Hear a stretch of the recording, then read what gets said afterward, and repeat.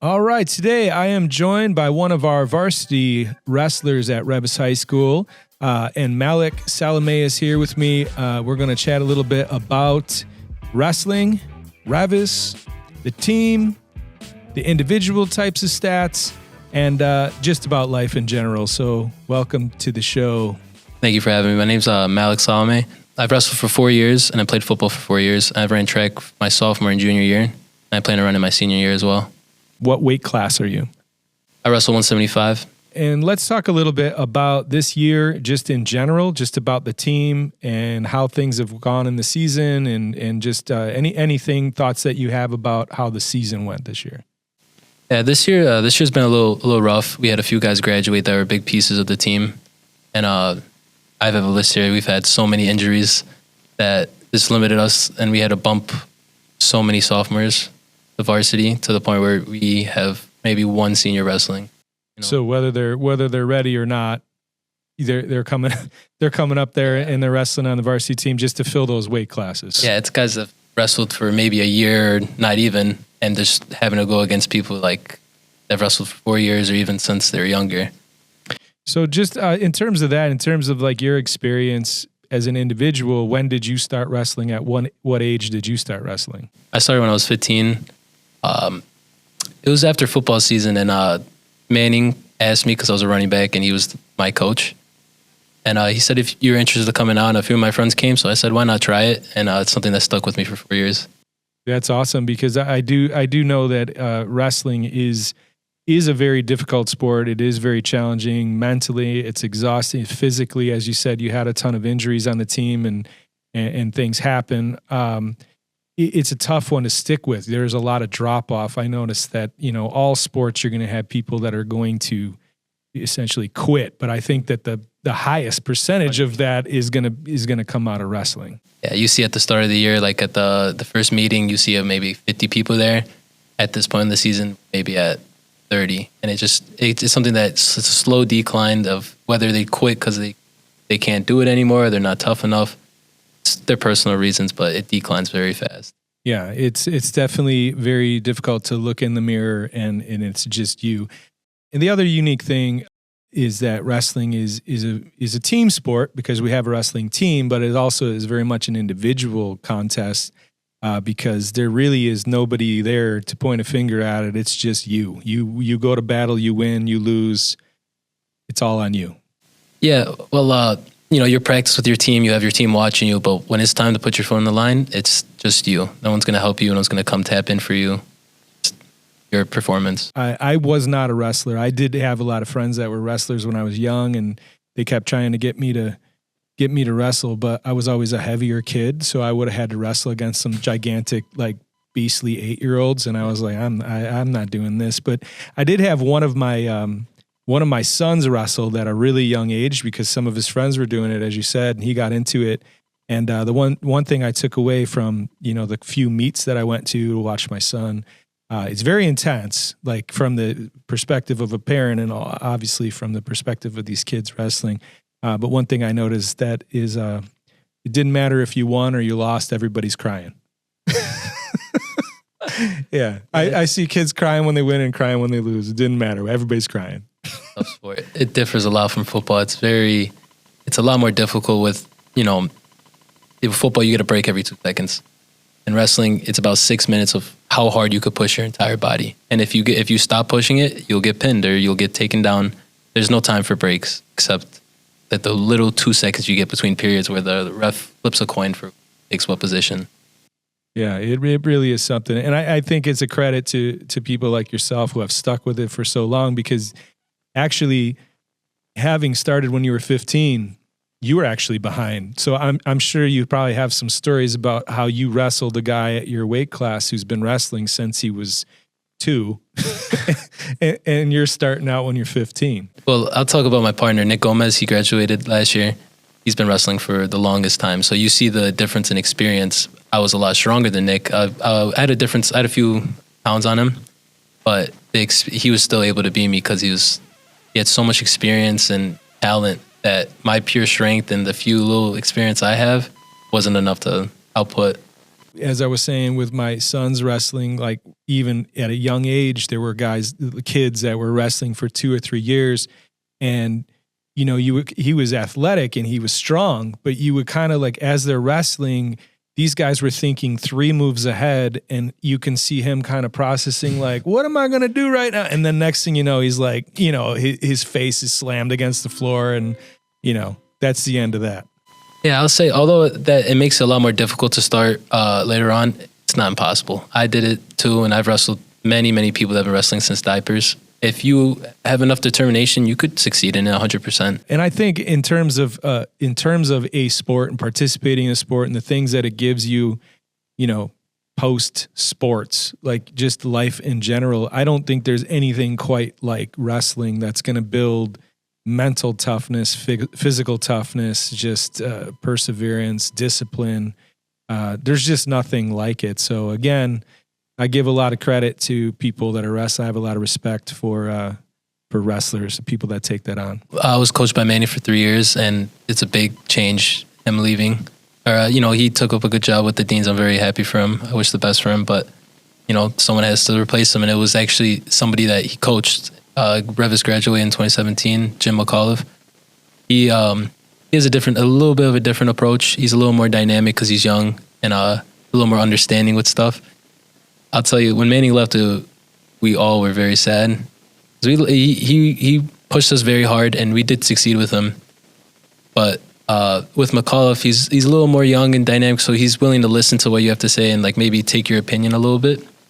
And he's a very good coach, but there are some things where he is new. Like it's his first time too. There's a lot to be said about the experience that you have, and I've said I coached for a long time, for 13 years. I coached baseball, and I've been a teacher for a long time. But what I've always kind of come back to is I feel as though you don't really know what you're doing for about 5 years. It's like you're going to figure this out, but it's going to take a while. So I get that. Yeah, it's his first time too. Wrestling and then coaching wrestling is 2 different things. I believe he's doing a very good job with what he has. He doesn't have the greatest class with us because we have no seniors, which is a big disadvantage. But he's doing what he can with it, and we compete with who we go against. A lot of times we're very outmatched with even. A lot of times we'll walk into a dual meet and we'll lose before it even starts because we don't have the weight classes. Yeah, no, I see what you mean. So that's kind of a tough one. But the opposite end of that, the other side of that coin is if you have a young team, he's got a lot of room to build and move into the future. And I think that you guys that are maybe not even seniors, because you said you don't have many seniors, right? Not even seniors, but guys that have kind of been around wrestling for a while. I think that could help to set the stage for these young guys coming in that kind of like they get on board and you got this new system, this new coach. So I think the future could be trending up. Yeah, that's the bright side of it. Like maybe right now we won't be succeeding as much, but now you have a team that's going to be growing together and having chemistry and returning the next year. I think that is going to be a very good team, especially since we have a very good JV. Once those guys are bumped to varsity, we're going to be a good team in the future. I can't wait to come back and see it. Absolutely. And I think part of the challenge with wrestling, as we talked about, because it's so tough, is keeping those guys on board, right? You don't want guys falling off the train, we lost, this guy didn't come back and that guy didn't come back. So that's kind of a challenge.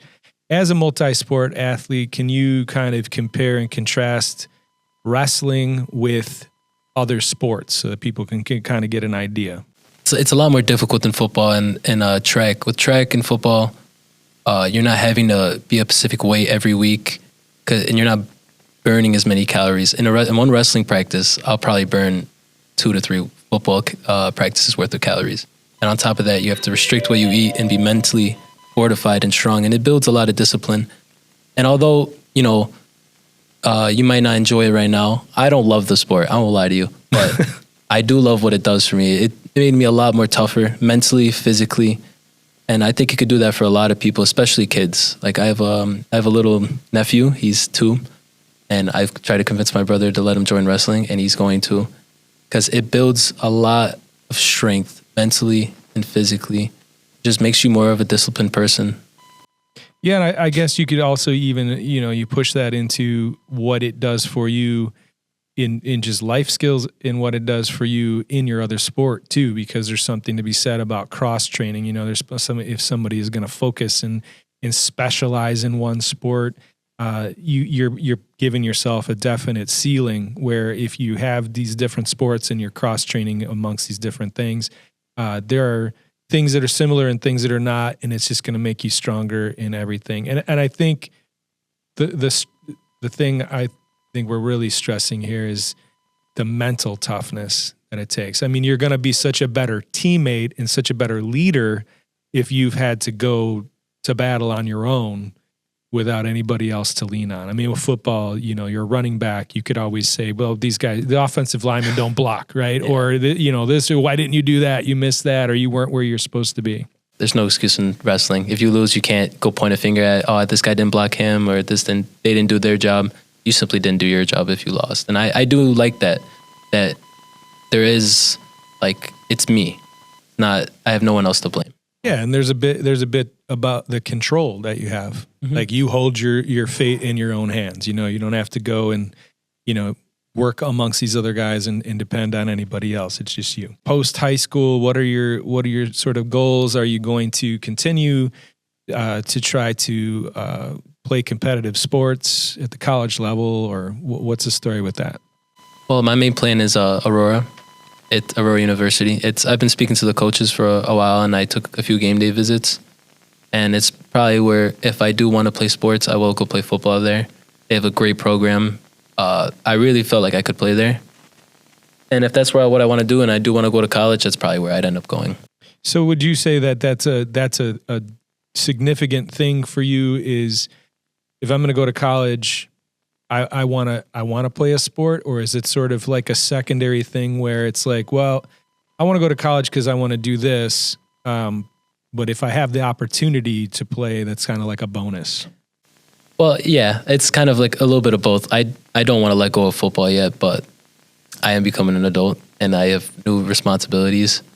And with what I want to do, what I've had an idea for a long time, I want to be some sort of doctor, maybe a chiropractor. That's my what I've had in mind for a long time.